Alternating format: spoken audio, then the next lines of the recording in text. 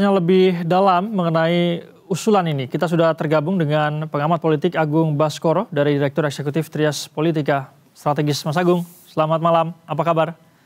Malam Mas Said, pemirsa semua. Baik, sehat ya Mas Agung?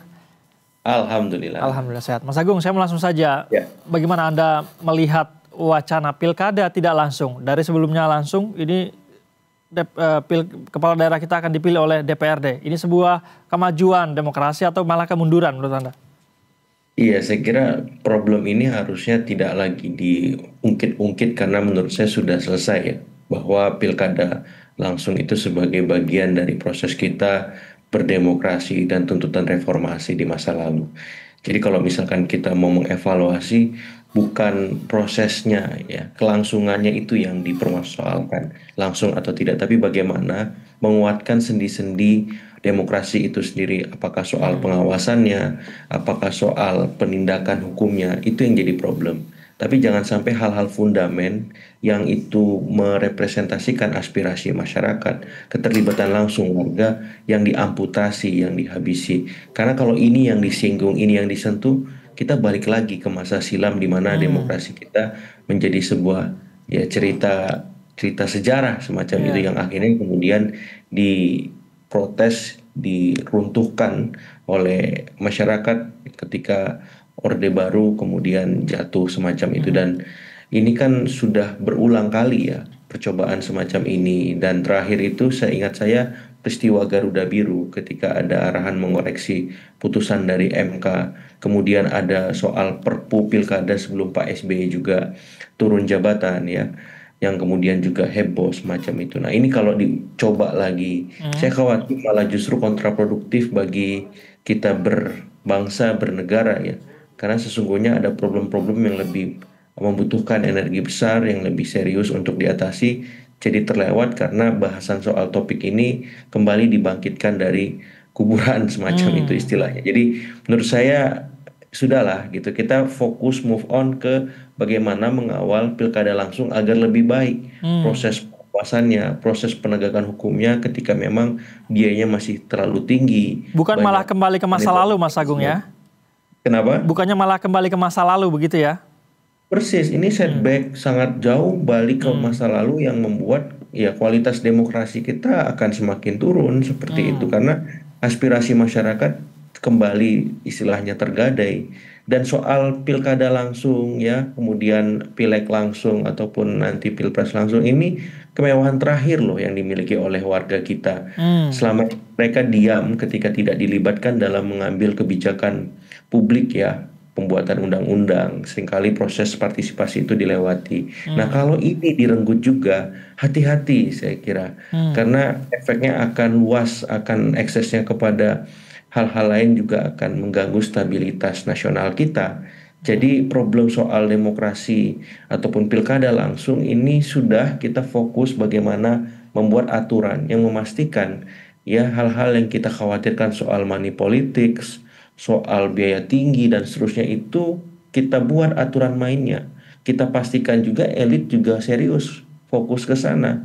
Jangan kemudian ada tikus di lumbung padi yang dibakar lumbungnya semuanya. Kan Hmm. bahaya pasokan makanan bagi warga ketika itu yang dilakukan. Tapi bagaimana kita temukan tikus itu, kita habisi. Memang pekerjaan rumit, pekerjaan tidak mudah, tapi disitulah fungsi dan peran negara harus bekerja, Hmm. memastikan tikus-tikus yang menggerogoti lumbung itu tidak ada dan hilang selamanya. Tapi kalau kemudian elit kita mengambil jalan pintas, jalan instan, agar semua soal menjadi mudah dan justru menimbulkan masalah baru lagi, saya menimbang ini hal yang berbahaya sekali, Mas Said Hmm. ya. Berbahaya. Jadi ya, harus dipertimbangkan betul, dikaji benar Mhm. proses-proses ingin mengembalikan pilkada kita menjadi tidak langsung ataupun pemilihan dalam arti secara keseluruhan menjadi sebatas perwakilan saja seperti itu. Kalau pertimbangannya biaya mahal, Mas Agung, ini kan Ya, ramai yang menjadi politisi Caimin sebelumnya, kemudian di beberapa forum ya, lainnya juga mengatakan bahwa pilkada langsung ini biayanya mahal katanya. Mending kita kembali saja ke pilkada tidak langsung. yang membuat mahal siapa? Itu kan Hmm. pertanyaan dasarnya. ya, saya kira ada kontribusi dari elit dan masyarakat juga, saya tidak menutup itu. Ya. Tapi ada nggak aturan yang sudah kita buat untuk meminimalkan bahkan mengeliminir biaya tinggi tersebut? Hmm. Berulang kali saya sampaikan, kelemahan kita ada di pengawasan dan penindakan. Hmm. Tidak ada sanksi yang sangat keras dan tegas untuk memastikan money politics ataupun soal-soal politik biaya tinggi itu bisa berkurang dari waktu ke waktu, dari pemilu ke pemilu.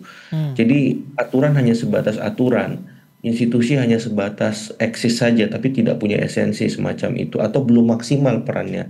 Hmm. Jadi ke depan itu yang harus kita kerjakan, memastikan pengawasan ada, penindakan hukum terjadi. Selama itu tidak kita lakukan, selama itu pula ekses ataupun hal-hal minus dari demokrasi langsung bahkan tidak langsung juga akan terjadi. Hmm. Ya, misalkan kita kembalikan ke DPRD.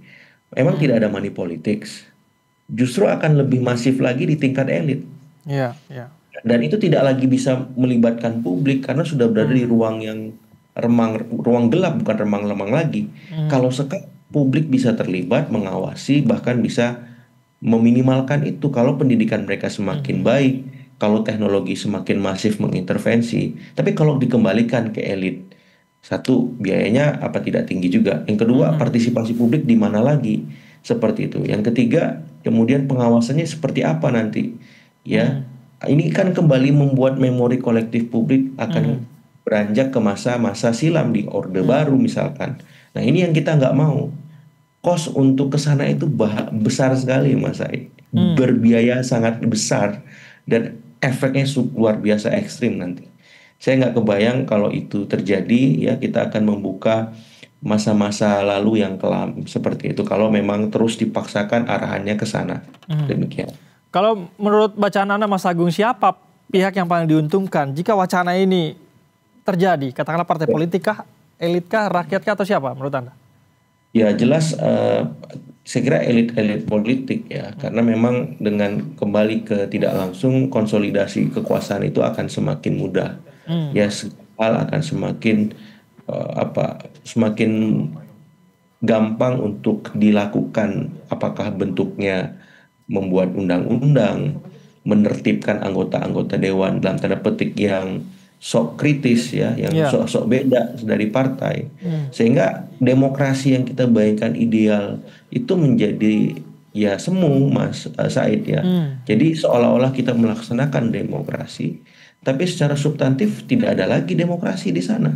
Ya, partisipasi rakyat hilang, hak-hak wakil rakyat untuk bersuara tereduksi bahkan teramputasi karena semua menunggu dari arahan ketum ataupun dewan pembina misalkan, sangat elitis, sangat oligarkis. Dan ketika itu terjadi, ya saya tidak membayangkan bagaimana kehidupan politik dan demokrasi bangsa kita ke depan. Ya karena benar-benar publik aspirasinya ya teramputasi, ya enggak, ya kalau saya bilang 100% mungkin berlebihan, tapi mendekati itu karena di level kebijakan publik pembuatan undang-undang saja partisipasi publik semakin minim kan sekarang. Kritik-kritik terbesar kita kan hari ini soal partisipasi pembuatan undang-undang yang seringkali secepat kilat bahkan super kilat semacam Hmm. itu. Nah, Baik. kalau ini ditiadakan lagi soal partisipasinya, Hmm. ya sudah Baik, kemewahan Mas terakhir ini Agung. justru Baik, habis ya. Mas Dan Agung. saya kira hati-hati Mas Agung. seperti itu. Baik, maaf kita tahan dulu sebentar karena kita akan melihat ada acara yang sedang diselenggarakan di Pelataran Senayan hari ini yang akan hadir langsung oleh Menteri ESDM. Kita akan